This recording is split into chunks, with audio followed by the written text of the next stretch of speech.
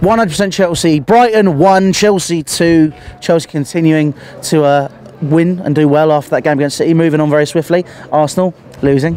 It's always a good day in the office for me when that happens. But other than that, Scott, talk to me. I think it was a good game. I think about 65, 70 minutes of it was good, and then about the last 20 minutes was a bit slow, a bit. I think it's been said took a foot off the gas.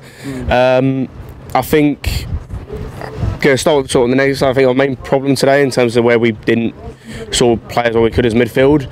When we come against some teams, for City it wasn't so bad. You look at the players they've got, apart from Fernandinho, they've got no one of any real physicality. But you come back against the lower teams, the likes of your Brightons and whatnot, they have a lot of physicality in midfield. You look at the players they might have brought on, like Bissouma or the proper in midfield, who started, they're a lot more physical than us. Proper midfielder, isn't he? He is a proper midfielder.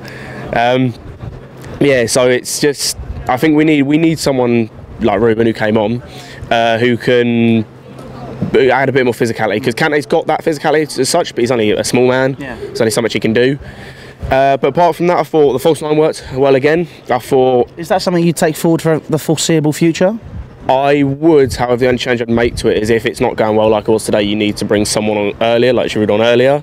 But apart from that, I would keep playing it, because obviously Morata's Morata. Giroud can do it, but I don't think he can do it all the time and for every minute of all games. So I think certainly going forward it works quite well. I know Hazard said he doesn't like playing there, but it seems to work. But yeah, it was fluid. It was moving well. Obviously, you had Hazard getting the assist for Pedro, moving out onto the left. So I think it works well, and I think at the back we were solid, apart from the goal we conceded, the sloppy goal. And yeah, I think as the others said, we carry on now, go to Bournemouth. Should be a comfortable win, I hope. I'll probably stuck my foot in it now. And cross your fingers and said should. You did what I did. Don't worry, you're not putting your foot in it. And then we go on to Leicester and hopefully get a result there as well. Yeah, I think one thing I do want to raise though, before we polish off, we were talking about Ruben Loftus-Cheek. I was sitting next to someone. He was having this debate with me about Mateo Kovacic and seeing. Obviously, we have him on a season-long loan. Would you consider signing Kovacic permanently, maybe replacing Fabregas in the Regista role, or continuing to play where he is, or would it be something which you see to bring in the system quickly, and then maybe see Ruben Loftus-Cheek take over the role next year? For me, it all kind of depends on one thing, based on one report I've read, and that's that us and Spurs are the only teams interested in him, or that I know of.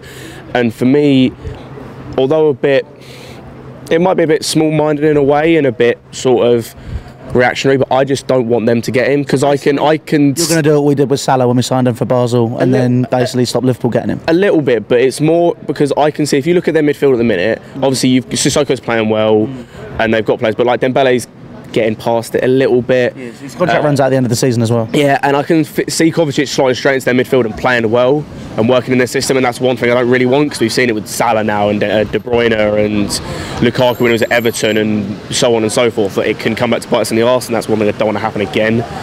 So it depends on that, but if we're the only team interested in him, or the only team in England, then I'd say no. Just because I think we need that bit of physicality, we need something a little bit different, which like Loftus-Cheek, or if we were to bring someone else in, then yeah, something like that. But I'd say yes if Tottenham want him, no if not.